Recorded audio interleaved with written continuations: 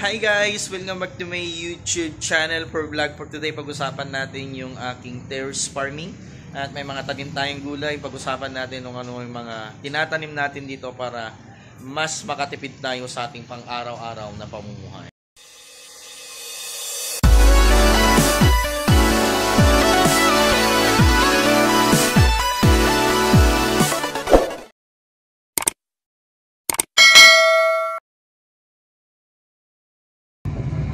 So yan, nandito tayo sa munting taniman ko. Yan. Yan, kakatanim lang natin yung mga kamoting kahoy. Yan, meron tayong mga kamatis, pipino. Yan. Tapos meron tayong Chinese kangkong. Dito ay Chinese pichay. Marami ng tumubo. May talong tayo dyan. Yan. Meron din tayong mga sili. Yan. Siling haba tsaka Taiwan chili. Meron din tayong tawag na to? Lemon. Tapos ito ay duhat. Yan. So meron din tayong kalamansi, talong.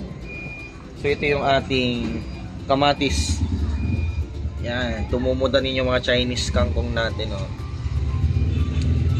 Yan. So nagkuhan din tayo ng lettuce. So ito yung mga alaga natin. At bakit ako nag-alaga ng sa ating backyard? Pipino din to. Yan. So ito yung magiging sa kanyang para pag lumaki yung pipino natin, dito siya pupunta. Yan. So ito yung ating simpleng taniman. Yan. So bukas magtatanim pa tayo ng bili pa tayo ng okra. Yan.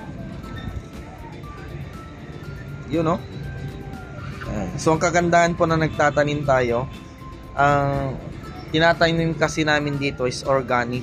So hindi kami naglalagay ng anumang klaseng spray na nakakasira ng ating kalusugan. Yan, o, iklog. Nilalagay namin yung nagbalatan, potassium yan. Tapos dito yung mga gulay natin, yan, o.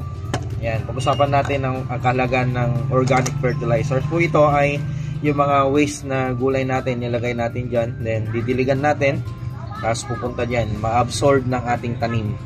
So yan, so ang kagandahan po na may tanim tayong mga gulay, tayo ang nagpalaki at alam nating organic, hindi ito babad ng mga maraming fertilizer, maraming mga gamot, hindi na tawag presyon.